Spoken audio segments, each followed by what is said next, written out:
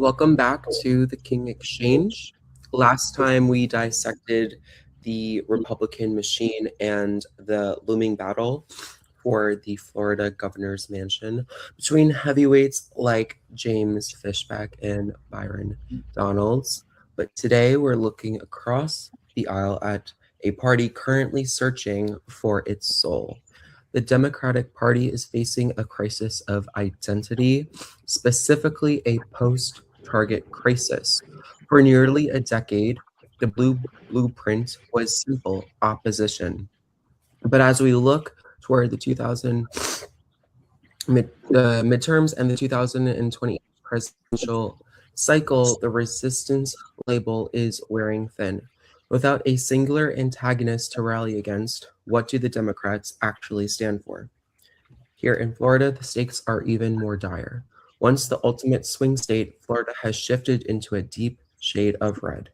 The question isn't just about policy, it's about viability. Can a Democrat ever win the governor's mansion again? Or has the sun set on the party in the Sunshine State? Today, we define the resistance without a target. Joining me to break it all down are the minds behind this strategy.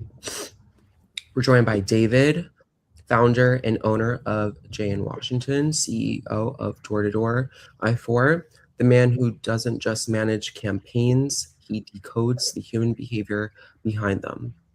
We're joined also by Kellen, operations director. He views the intersection of law, media, and politics as a critical opportunity to reform how we govern. And last but not least, we're joined by Kevyn, social media associate, the pulse of the next generation, approaching every piece of content with the mindset of a future campaign strategist. So let's get straight into it. I would really like to focus first on the national identity of the Democrats, and focusing specifically on the upcoming midterms and moving towards 2028. There has to be a shift inevitably away from reactive politics, right? So for a decade, Trump has been in some sort of public sphere politically mainstream. So the Democrats have always built their identity around Trump, anti-Trump, even when Biden was in office. So now that Trump will be out in a few years, who is their next target? Will they actually be appealing to the American people, the needs of the American people, or will they continue to speak about Trump and demonize him in a way, even though it's, not even, it will no longer be relevant. So that's my take, and I'd like to expand on that. So starting with David, you're, an expert in decoding behavior around politics. For years, the Democratic base was driven by anti-Trumpism, as I said. Now that the political landscape is shifting, how do you mobilize a base that has forgotten how to vote for something rather than against someone? Hey, thank you, Sean. Thank you, Kellen and Kevyn. It is very good to be back on the King Exchange, Sean, because the last episode we had was a brilliant one. It was very successful. I really enjoyed the discourse. May I answer that one question that you started your commentary with? What defines the Democratic Party? And I'm going to try to stay as positive as possible in this episode in regard to the Democrats. However, right now, today, April 16th, Thursday, the year 2026, who are the Democrats? The Democrats are the representatives, Representative Eric Stilwell, Representative Sheila Surveillance McCormick, AOC, Representative Presley, Ihan Omar. That's the Democratic Party right now. So if the Democrats are going to be successful in having an identity, it can't be these folks. It really can. And this is your left wing of the party that is pretty much driving the narrative. And as you see Trump looking at his last 2.5 years as president, you're not going to see the end of Trumpism. So we're seeing that being laid out on the world stage, on the national stage. That's not going away. However, the folks who still cling on to DEI and wokeism and all that stuff, that's not going to win the presidency, governorships in red states or purple states for the Democrats. It's just not. Yeah. And I kind of want to expand on that a little bit because I made sure to pull up the last year's Gallup poll. Now, given how reactionary the public is, I know 1 year can be a lot.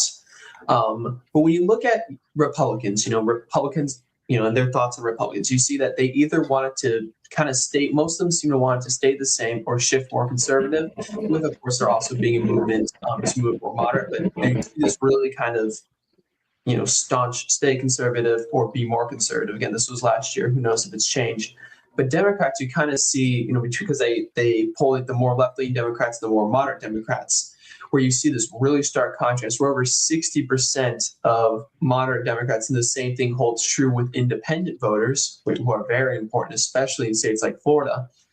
Well over 60% of them will say it wants to become more moderate. And this is, but yet, you look at the more left-leaning branch, they want to become more left-leaning. The problem that you encounter, the reason why David is saying that you can't, stick with, folks like AOC and Ilhan Omar is because they play well with Democrats. They play very good in the primaries, but they struggle in generals. And that's a problem that many candidates have had throughout the history of this country, as long as we've had political parties, where what happens in a primary and what happens in the general are very, very different. And that's kind of, I think, a lot of that tension that you have in the Democratic Party, right? You have one wing, that views their own party as just more of the same, right? That they're not meaningfully different from the Republicans and that they should be.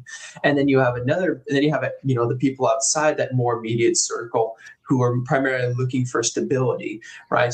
They're not necessarily looking for a huge radical change, right? But they are, for one reason or another, upset with the Republicans' direction, and they don't know. And when you're offering an alternative to Republicans, like that's somewhat similar, but more moderate, that's an easy sell for a lot of people.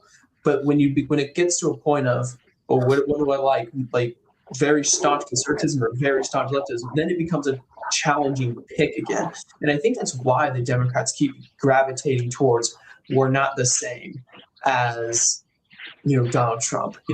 We're against that, because we have seen the public become more reactionary ever since the TV became a huge part of politics. The public has become more and more reactionary every single cycle. Maybe we've seen it since the 90s. Every single time, except for post 9/11, the incumbent party always loses the midterms. Always. They have not won without 9/11 in like 3 or 4 decades. It just doesn't happen. That's how reactionary we are, because we fixate on who's in power. So I think I see what David's point is. Like it's a tough sell when the public wants the Democrats to be more moderate, but a small group of Democrats within the party want them to be more left-leaning. There's kind of a tension there. It's very difficult. So, Kellen, just to follow up with that, and then I'll get to Kevin just quick. So from a reform perspective, would you say that the Democratic Party needs like a complete structural overhaul to survive, for its platform to survive? Or is their blueprint simply a matter of finding a more charismatic messenger? Because that's another thing they struggle with their lack of identity, a messenger for their party. I'll always say that I think political parties are stronger when they are not a cult of personality. I think when you look at the Democratic platform, right, you see a wide range of things on a wide range of issues. The question is what becomes at the forefront. And I'm going to use a Republican analogy real quick, right? There's all kinds of things Donald Trump stands for. Like he, talks about like cryptocurrencies, but that's not something that when you ask the average Trump voter, oh, why'd you vote for him? They don't say, his cryptocurrency policy. No, because that issue was kind of on the back burner for him. They voted on him for immigration or the economy or, Israel or whatever it is they voted for him on, right? You have to pick issues to be, your heavy hitters in the front and those that you just kind of have in the back. Like, you believe these things, you will do these things, but you don't think many voters care for them. I think that a lot of the issues that they encounter is just that they're picking the wrong stuff to put up front. Because, David talked about, those kind of, I don't like using the word woke because it's kind of lost all meaning, but that kind of more social justice oriented movement has been shown to kind of be inconsistent, because it seems it's not necessarily that people are, like, the majority of the public is just that staunchly against it. It's more that they just don't seem to care that much at this point. Like, it just doesn't have the punch it used to have. And so a lot of times people are these days way more concerned about, the value of their dollar, the security of their employment, things like that. And there are a lot of Democrats who do have meaningful messaging on issues like that, but those issues still are not making their way to the forefront. Again, it keeps getting stuck in that whole social sphere, that things aren't going socially the way they should. And that's, I think, kind of a rough, kind of a sandy foundation to build a massive nationwide electoral push on, I think. Kevin, I would like to get your thoughts on this, and then I have another question for you. All right, sure. So I really agree with Kellen's analysis of this situation. Like, I think that, like, I wasn't here for the Republican discussion, but I would have had a very similar take on that as well, where I feel like this midterm season is a really strange period, and especially going in 2028. Like, it's a really strange transitional period, because obviously Trump has been the focus of both parties for the last 10 years. And you have this position where he's no longer going to be relevant, and then how do you progress both movements, both the anti-Trump movement and the Trump movement, past him as a person, him as like a figure? So what I think the main issue is that, like, if you're a party in transition, you have to have a consistent message and you have to have leadership. Like, I think about, like, how the Democrats consolidated around Obama as a figure in 2008 in that season, because, like, Obama was this charismatic figure that was able to unite the disparate politics of the party around, like, one person. Like, the moderates liked him, the progressives liked him, to an extent. Like, there was a general sense of unity, kind of in the same way that Trump would do with the Republicans later on. But I just don't see that right now. I don't see one candidate that could unify the party. Like, if Gavin Newsom becomes the main front runner, there's going to be a significant portion of the party that's against that. If AOC is the front runner, same thing. A significant portion of the party is going to be against that. Like, I don't see one person. Now, if it was going to happen, it would be someone that's barely relevant right now. I think there's definitely a possibility that whoever runs for office in 2028 would be someone that we don't really have on the radar at this moment. But I think that's the core issue. It's like, the party has a great opportunity here to really speak to the American people, but are they going to? Are they going to resonate with the voters in that sense? And I would be cautious about assuming that they'll be able to seize the initiative that Trump's and the Republicans are giving them right now. And I have another. Oh, David, do you have a response to that? Yeah, I just want to respond to both Kevin and Kellen, and walk down this road with me. I'll try to keep it as succinct as possible, and I did promise to be as positive as I can in regards to Democrats. However, Sean, to your question, I don't think Democrats need to be successful in winning. Actually, they can be successful in losing. And Democrats don't need a president. And follow me here. Democrats seem to do extremely well. Yeah. They're working with nonprofits, NGOs, and funding their campaigns and setting up foundations, and in general, making sure that they have their gravy train. If they're out there, they need Trump as their foil. And so the more that Trump is out there, the more that they hoot and holler and scream, Orange Man is bad. And the money keeps rolling in. They will fund the Kamala Harris campaign to a tune of $1.2 billion.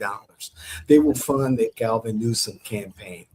They will fund a Ilhan Omar campaign, Representative Presley. And these are folks who came to Congress, the representatives I've just mentioned, with zero or negative net worth. And if you look them up right now, they're worth $8 million, $30 million. The Democratic Party has become a racket for nonprofits, NGOs to fund individual members on the backs of these so-called issues that get people very emotional, whether it's, opposition to ICE, LGBTQ issues, Trumpism in general. Democrats are winning, and they're winning. Lately, they have been winning, and amen to that. In these special elections, they have done extremely well. However, the significance of those wins are overblown when you have a very small electorate winning these elections, these special elections, that put the Democrat into a seat that they need to defend 2 months from now or 2 days from their win. The bigger picture, as Kellen was saying earlier, they need to start winning these primaries and these general elections with a message that is for America. In my opinion, their message is not for America in general or America first, to steal a phrase. Their message is for the individualism of their candidacy in certain interests, and to play as a foil to make America great again, MAGA, Trumpism, so forth and so on. Mm-hmm. I mean, I think that's a really interesting point, and I do have one more question for Kevin, but I see Kellen, I think you want to respond. No, ask Kevin his question. Those thoughts will have time later. Okay, and then we have another segment up next after this, which will focus on the future of the Democrats here in Florida. But first, Kevin, and then both Kellen and David can respond. When we're looking at the next generation, and I ask you this as a student, young voters are increasingly disillusioned with establishment labels, either identifying themselves as strictly a Democrat, strictly a Republican. They're just more anti-establishment in general and skeptical of institutions. And so does the Democrat brand still carry weight with Gen Z, or is it more like the woke faction of the party?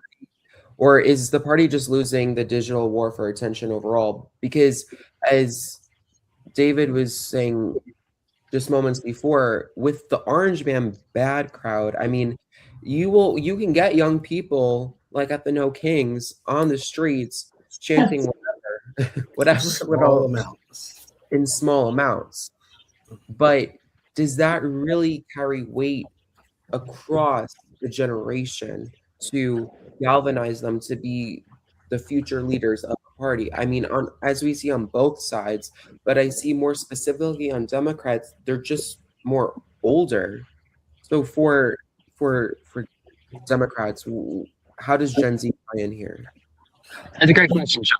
And I was actually bringing this up, but then you asked the question, and now I can offer a response. I think there's like you said, the genuine sense of disillusionment. I think that's with both parties, but I think the Republicans as a party will be able to navigate it more because there's a core ideological message being pushed. Mm-hmm. I know from experience with like what I would describe as like left-wing sympathetic people maybe they're not necessarily like full blown Democrats. They're not even necessarily like leftists. I'm not like talking about that.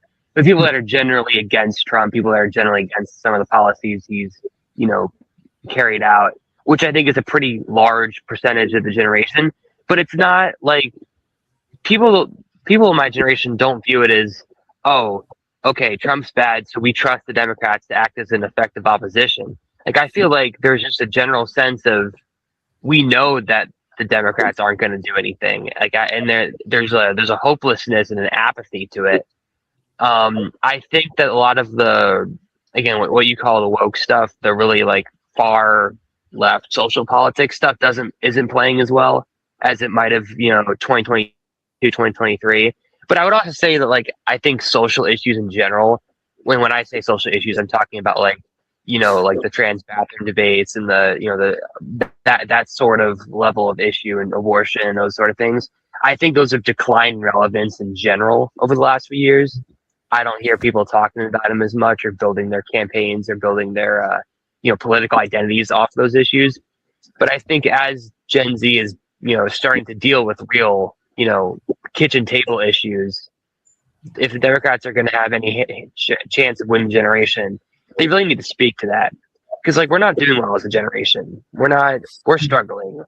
You have the mental health crisis, you have the cost of living crisis, and these are things they could speak to, but in a lot of cases, I feel like they choose not to. And I think that's the core issue. I think that's a great point. And then Kellen and David, your responses as well. But I just want to also bring in the fact, looking at Turning Point USA, for example, they have galvanized, I keep using the word galvanized, but truly galvanized, rallied a whole generation of youth, of students. They even have sort of this like religious zealousy with them. Now, I personally have my own thoughts about Turning Point USA. I'm not endorsing them, but I find them such a compelling example of how the MAGA movement, the Republicans, whatever you want to call them now, this day and age, has really, rallied the youth and inspired them to be leaders.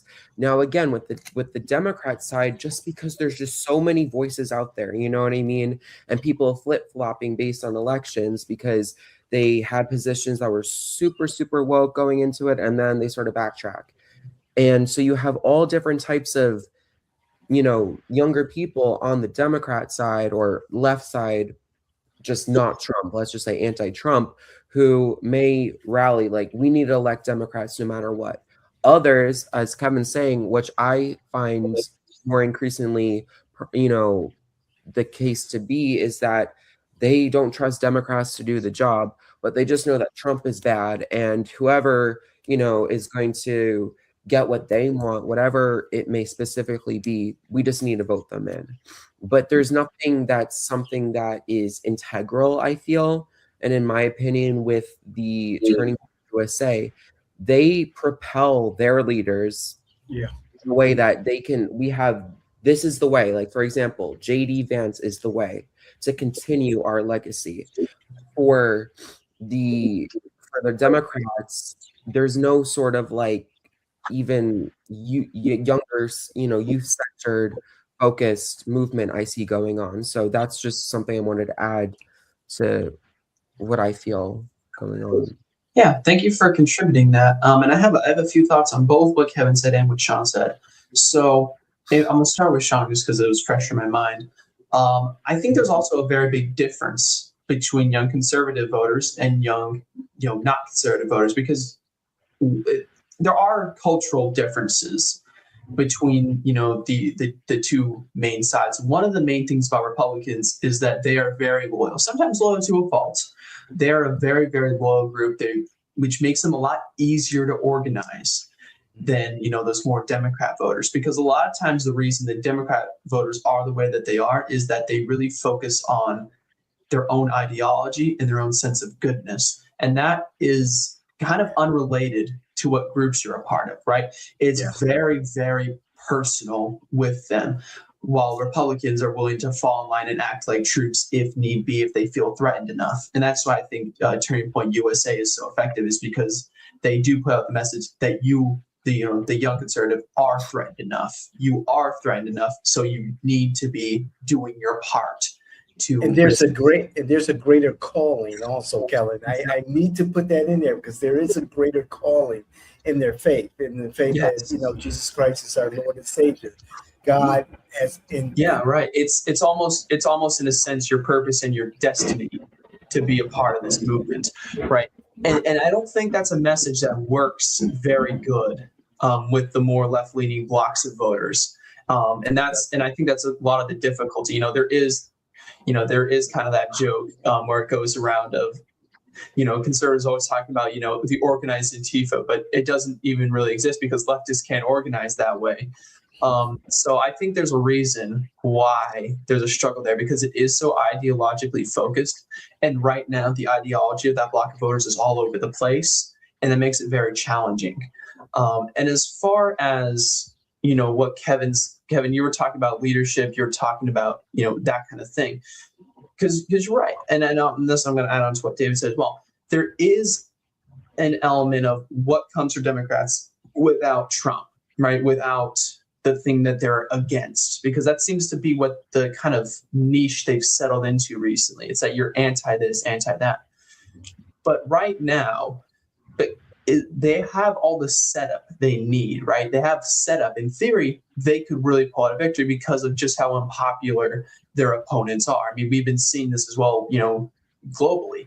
There's been some renewed resistance in this type of policy. We just saw it in Hungary this week. Mm-hmm. However, they need to build themselves on a ground that's more sustainable, that maybe you win 2026, maybe you win 2028, but you ain't winning 2030 and 2034 if things keep going the way that they are. We'll just keep doing this forever and ever. They need to find something more sustainable to stand on. And to your point, Kevin, I think part of the reason why we focus so much on those woke issues and again, I don't like using the buzzword, but I'll use the buzzword for the purposes of the discussion, kind of that woke thing.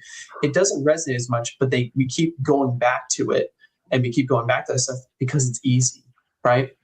When you talk about what the Democrats, I would say, actually need to focus on, it's not something I'd say most of them intellectually have in them. Because right now, a lot of the issues we have in our country stem from the fact that our institutions and our systems are unsustainable at their core, right? There's a lot of issues of, stuff, too much. It's like the image of the snake eating itself.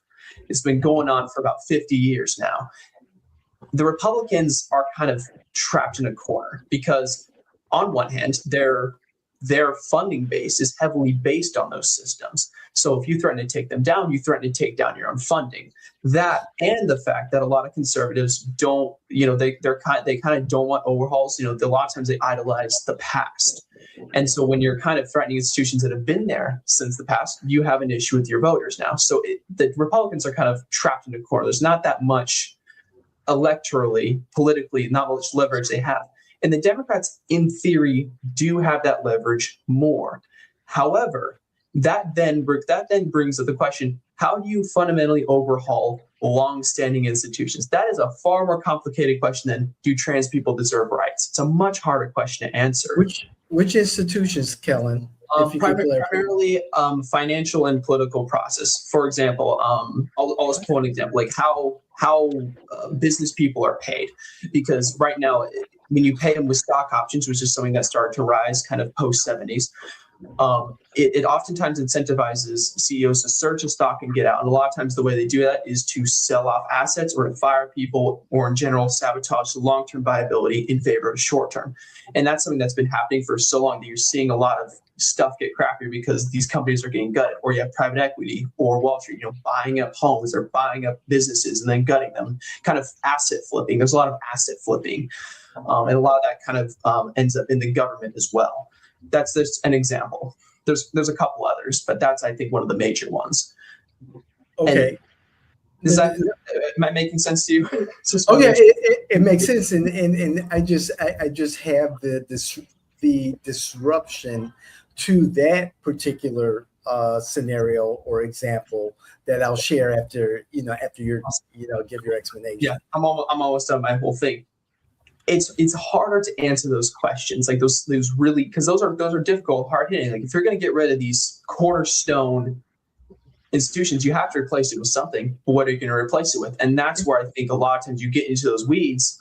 And I can tell you, I'm not going to go too in depth with this, but I've had this personal experience as well, where I've asked some Democrats in my own government, like, hey, I'm all for doing this thing, but what comes after? I feel like if we don't do X, Y, and Z after the fact, it was all for naught.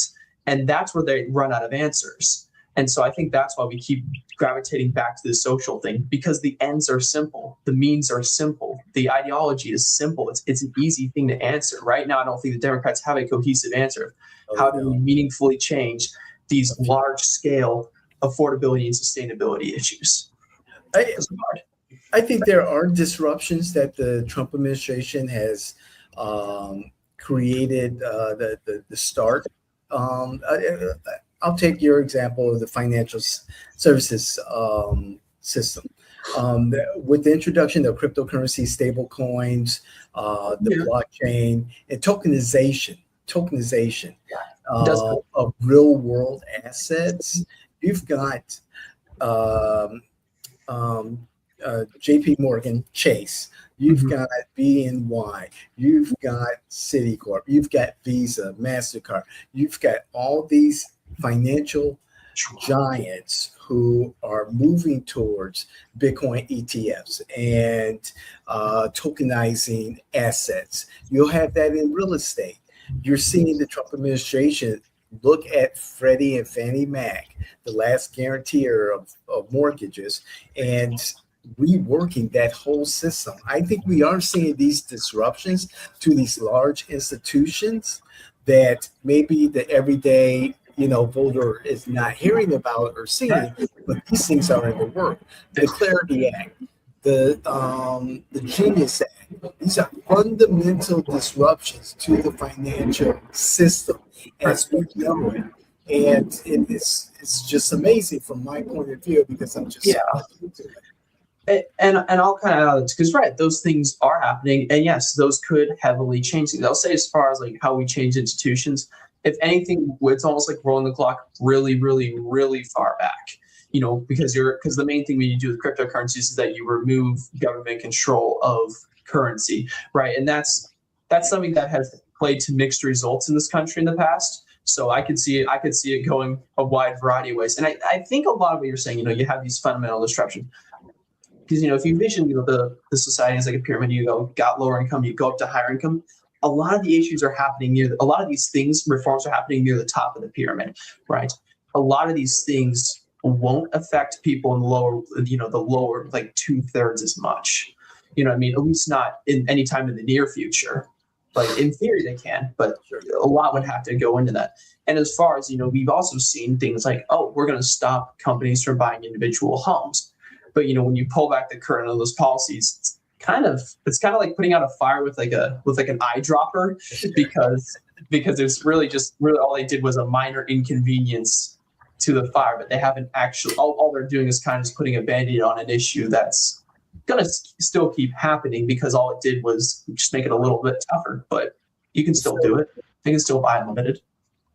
I just want to I think it's a great discussion, but just for the sake of the show's time, I like to transition to the second segment, and then Kevin, I'll start with you for a question, and then if you have anything to respond, of course, to what was just said. But just to introduce the next segment, because I want to focus also on Florida specifically, focusing on Orlando and Tallahassee and the future of Florida Democrats. So, Kevin, looking at the upcoming Florida governor's race, we were looking at the does the Florida Democratic Party even have a path to victory in any sense, or have they lost the corridor for good? Is there any hope? I think right now they're pretty much done. Like I obviously don't think there's no party that's going to be in power for 80 years. That's not how America works. That's how states work. But like I think for the most part, the chances of a Democrat winning the Florida election in 2024 6, right? Yeah. Okay. Yeah, it is basically none. I did some cursory research on like the hopefuls, and the only real like legitimate candidate that I saw when that was being promoted was I forget his first name, but his last name is Jolly, and it's basically a Chris Christie situation with less name recognition. Like they're trying to tap a former Republican. That's not going to work. It didn't work last time. It's not going to work this time. But they're doing it because they have literally no one. David Jolly. Did you mean Charlie David Chris? Jolly. Yeah. Wait, when you said Chris Christie, do you mean Yeah. Charlie Chris? Oh yeah, no, yeah. These That's names very are very funny. similar. I just want to make sure I'm understanding. That's a very funny mental image that just popped in my mind. But yeah, you're correct. You're correct. It'd be Charlie Chris. But it's the same playbook. It was a bad playbook when they did it. It's still a bad playbook, and it's just like, I would look at that and say, like, what are they doing? Like, I don't even think that I think this is going to be a pretty low turnout election, to be honest. I don't think I think DeSantis was unique in Florida politics. He was kind of like our mini Trump for the years that he was relevant. In the sense that like people liked him, people moved to Florida specifically because he was governor. People liked his policies, and he was also very like when I mentioned how years ago a lot of that really hard right social issue stuff was playing well. That played well. That was really the DeSantis era. That was Moms for Liberty. That was that whole era of politics that he kind of like started and then exemplified in like 2022 to like 2024. But I think, I mean, I haven't actually seen the full video you discussed with Donald's, but I think it's pretty clear to say that he's going to be the next governor of Florida. Yeah. Kellen, and to that, but focusing more on the local side of things, if there was a local success in a city like Orlando, how would that translate to a statewide win for the rest of Florida when the map is turning bright red? And I think we can look to, Miami for an example, where they, and correct me if I'm wrong, but they had a Republican mayor and now they elected a Democrat mayor in the recent so if that was correct, they were going back and forth. And so there's the success in a city like Miami or Orlando for the Democrats. Will that eventually turn to a statewide win for the party? I don't think so. Like, at least not on its own, because what plays well in a local government, what plays well in the state government are oftentimes different things, right? Like, let's take Orange County here, for example, since Jerry Demings is running. Jerry Demings is the mayor of Orange County. Our electorate here, compared to the electorate in, let's say, like everywhere in like the Panhandle, are very different. Florida is sometimes there's benefits, sometimes there's detriment, a very diverse state. You kind of have this gradient that runs north to south where there's like this dramatic demographic shift of voters with very different issues. Like the top issues in North Florida compared to South Florida are very different. And we have seen in like the greater Miami metro, a lot of that kind of fluctuation because it's an electorate that has shown to be fairly divided, but also fairly reactionary. So I don't think anything. I think any win there for either party is honestly kind of like temporary. I wouldn't expect a very stable political state to last there for any particularly long amount of time. I think what the Democrats would need to do on the state level, their playbook now is kind of a case of things aren't being run good. So we need somebody new, is what I kind of get, right? We need somebody different who isn't one of these, hardliner conservatives. The problem with that is we've had this huge influx of people who, come here, they register to vote here because they're under the impression that Florida is running very, very well. So it's kind of a message that has a lot of dissonance to a lot of people. What do you mean our state is doing bad? It looks pretty fine to me. I love it here. What they would need to offer, and again, this kind of goes back to the issues we're talking about the national Democrats, is they need to offer something positive, right? They need to be able to put something some new plan, like that's meaningfully different, but still one that is appealing enough so that many voters would be willing to give them a chance. And I just don't think they've had that. Again, they've fallen too much into the issue of, we're going to focus on social issues and we're going to focus on how bad of a job the Republicans are doing. But particularly that second wing hasn't really been resonating enough to even come close at sniffing out a gubernatorial victory. David, do you have any thoughts on this? I don't see David Jolly or Jerry Demings succeeding in November. I believe that the special legislative session that is slated for the end of this month into May, it will weigh heavily with voters. You have the budget that will be discussed, a possible property tax relief amendment that will show up on the November ballot that will be discussed. And you also have the congressional district redistricting discussed. And so at the end of this month, those decisions will play into this gubernatorial race. I don't see the Democratic gubernatorial candidates discussing something very local that's happening right now.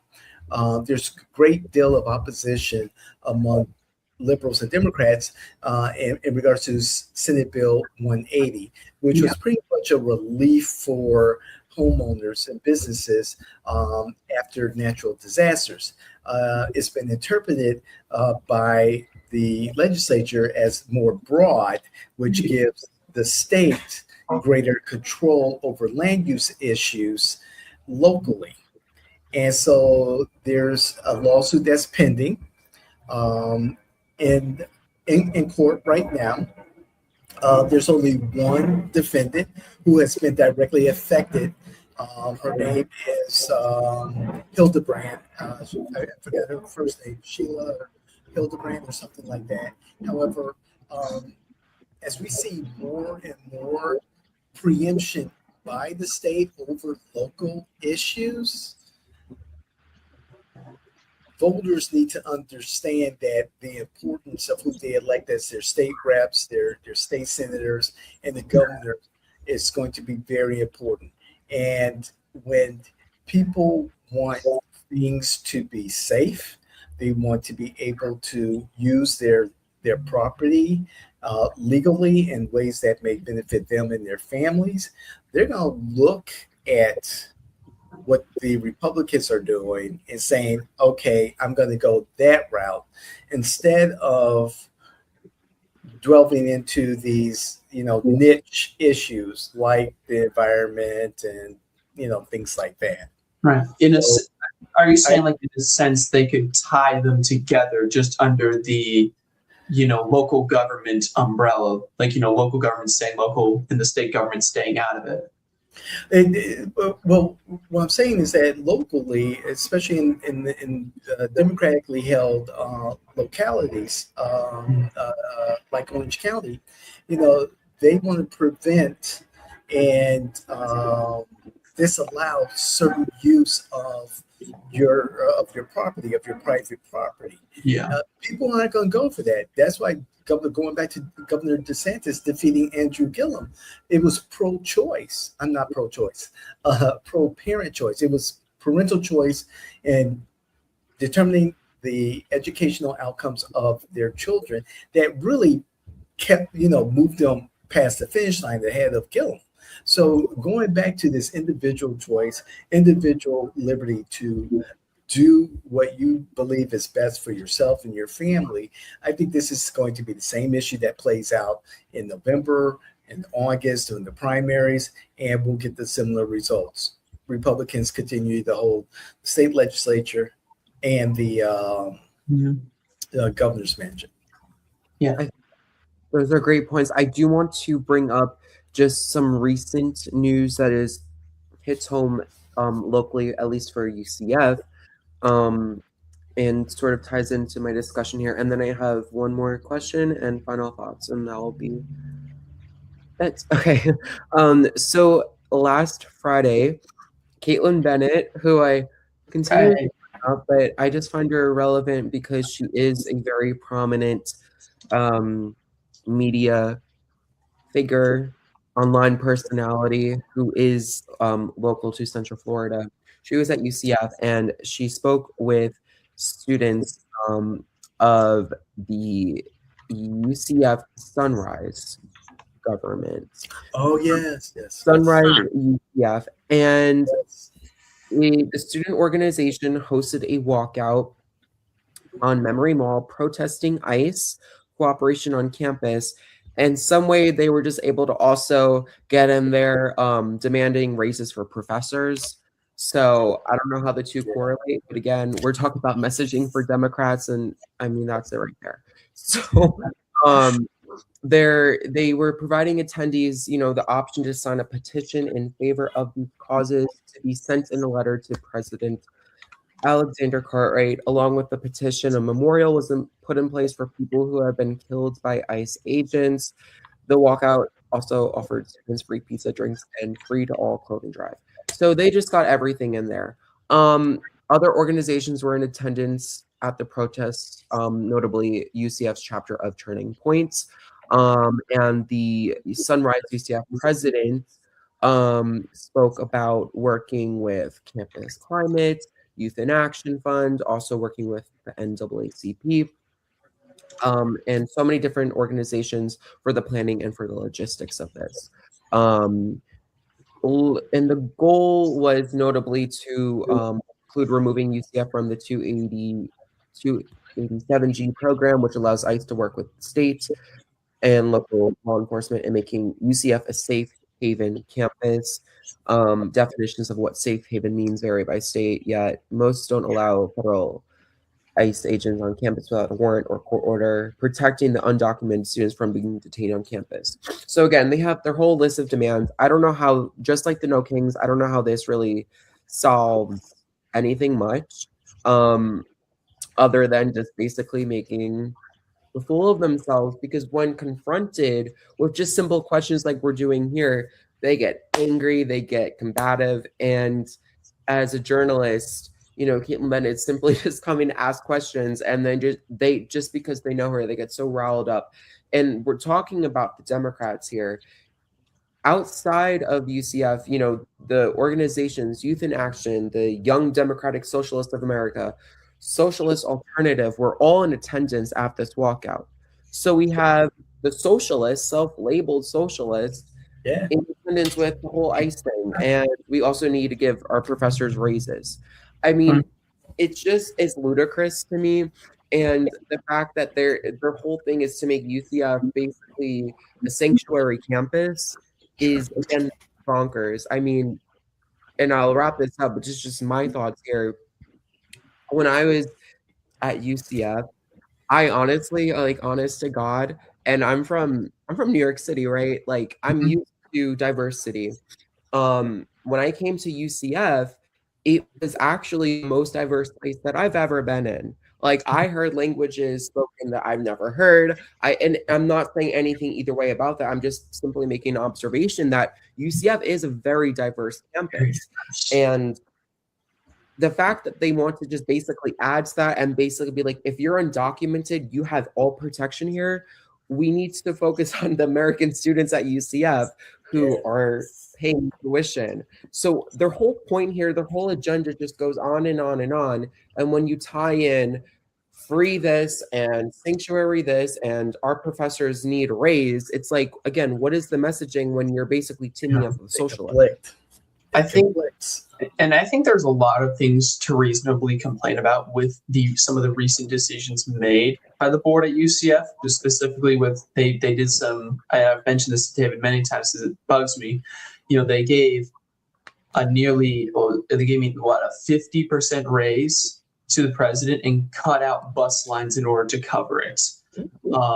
So there are some managerial things, but I think they're misguided, not necessarily in what they want, but the institution that they're trying to turn into that thing. right? Like, and this was another discussion I had because there were some students upset about, I think it was the presence of Northrop Grumman, I think, with their recruiting and like when they were trying to recruit some engineering students to serve as interns, and there was this kind of movement of like, let's protest this. On the other hand, you have multiple huge sections of campus paid for by Lockheed Martin, paid for by L3 Harris. Like, one of the main engineering buildings. I took a class there. L3 Harris is it's literally just what the building is called. And furthermore, it's a state institution. What happens at this with the state of Florida ultimately wants to happen will happen. It just depends on how much they care to make it happen. So it's not the right place to try to build that kind of atmosphere because there's only so much you can do. The wallet, which at the end of the day, with institutions like this, it's very important. Is backed by a lot of these things that these students are against. And they're ultimately controlled by the very same powers that these students are opposing. You just can't get anywhere by protesting the university directly because they're beholden to so many other people who have way more pull than any individual student does.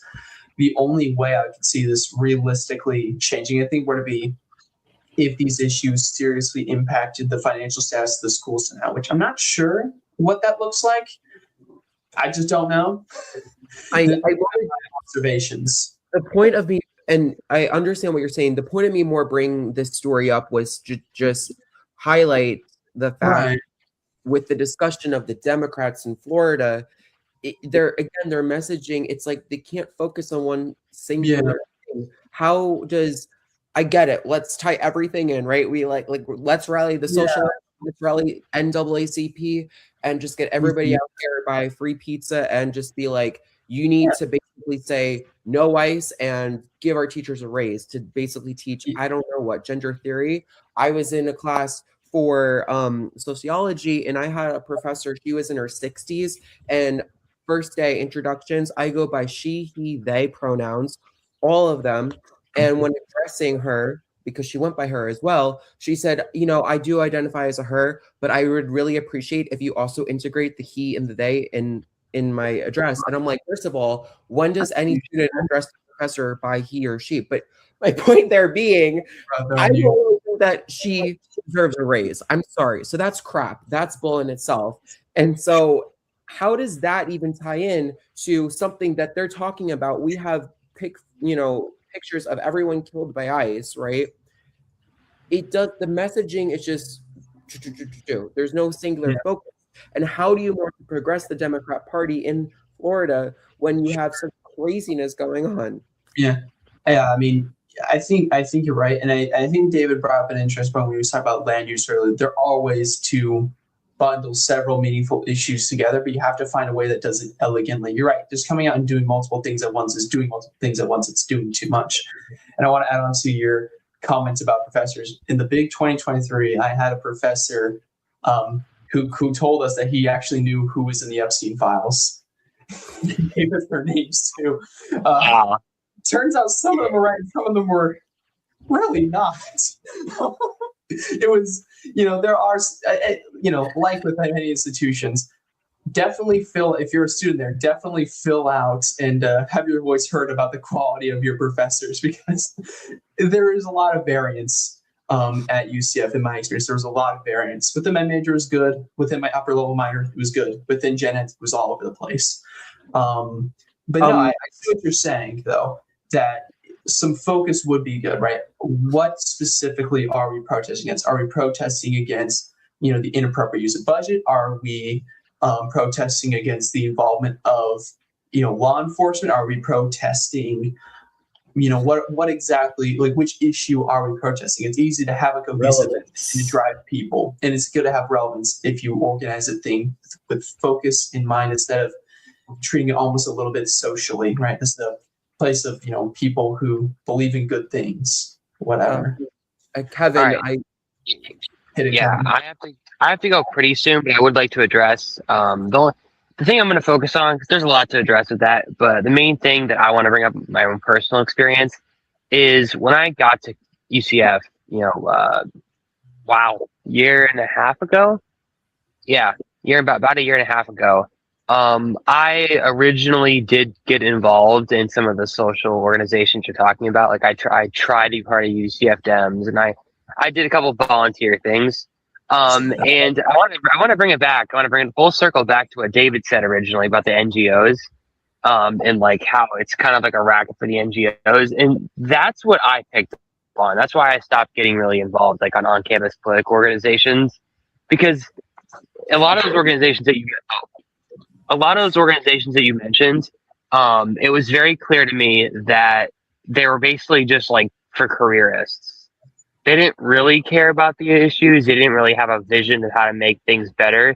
They were just fundamentally like, political science majors and like, nonprofit management majors that wanted to farm their resume. And there was a lot of money going into it and a lot of money going out of it. And it definitely disillusioned me with a lot of the process of like youth politics. And I'm sure the Republican organizations aren't any better, but I feel like at least they have like the coherent ideological statement. While I think with the campus political organizations that are more on the left, there's so many of them and they're so like disparate and unorganized that there really isn't a viable strategy. Like they can protest, but I mean, I wasn't on campus, but I doubt it was like a huge deal. I'm sure the average person, average UCF student walked by, had their AirPods in, didn't pay any attention, and went to class. Yeah. So that's my 2 cents on that. I think that's a great point, and I think you actually highlighted something that really brings this together with the Democrats. They're careerist, right? And again, not to say, as you said, it's any different with the Republicans. Of course, everyone's an opportunist and they're always looking to get the way up in politics. That is basically the game of politics. But there's no messaging, and there's just so many different types of groups that it's like, what can you bring people together? What is the Turning Point USA, right? Turning Point USA is like this revival, this like almost religious movement, and there's nothing. And again, they had their martyr Charlie Kirk, and we are all Charlie Kirk, and like that whole thing, right? But not to say that someone has to die or be killed on the left for that to happen, but like what can happen? Who can bring that together to bring to give us a singular message? And that brings me to my last question, which I'll turn to David first.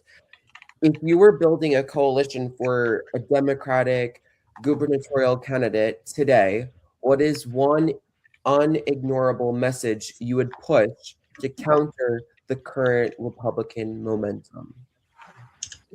Well, the first thing I would say to a potential, Democratic gubernatorial candidate and their supporters would be, there are some good ideas on the other side that used to be good ideas by the Democrats not too long ago. Mm-hmm. Get back to your roots. However, at the same time, I'll be more realistic and understand that there are certain entities, certain nonprofits and NGOs, certain special interests that want Democratic candidates to toe the line. And if they don't, they won't get support. They will not get the support needed to have boots on the ground, to drum up that support among voters, to galvanize voters, to persuade voters. They'll be ignored. And I've been there with other candidates, not at the gubernatorial level, but in other candidates. If you don't toe the Democratic line, you're ignored. You're put off to the side. And then they're surprised when you win and they come to you and say, hey, be on our side. Hey, vote for this. Hey, support that. Hey, come march with us. And they're shocked when that particular candidate who becomes elected says, no, I'm going to stay authentically me. That got me into this position, my authentic self. And there are Democrats who have walked away I'm part of that group who walked away from the local Democratic Party here in the state of Florida, the Florida Democrats, and said, you know something, I'm not going to subscribe to the ideology, to the brazen theft of the average American's pocketbook, their tax dollars to benefit themselves, using nonprofits to enrich themselves. I'm not going to do that. I would tell the Democratic gubernatorial candidate, their supporters, if you're really going to run as your authentic self, which may mean not having the support of most Democrats. And for Kevin, I know you have to go soon. So any final thoughts on that? What would your message be to Democrats running moving forward? I actually did a hypothetical project last semester about this particular question, like trying to chart a future for the Democratic Party in Florida. And my general was like focus on the kitchen table issues. Like, especially in Florida, you're not going to win with the DEI stuff. And not that that's like a huge deal anymore, but like, it's just not a winning strategy.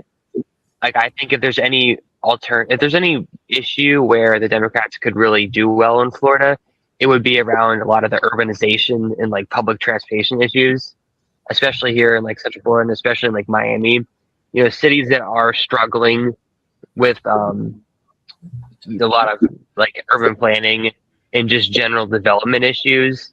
I think there's an avenue there to convince people of like to give people something to vote for rather than against.